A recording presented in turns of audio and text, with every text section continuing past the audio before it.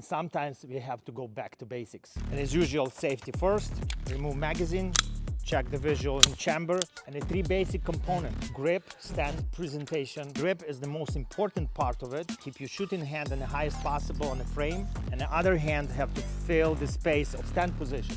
Keep your natural stand with a slightly bended knee. Presentation, straight triangle presentation, raise your gun to the eye level. This is your basic everyday training to have full recoil control of your gun. Subscribe and see you soon.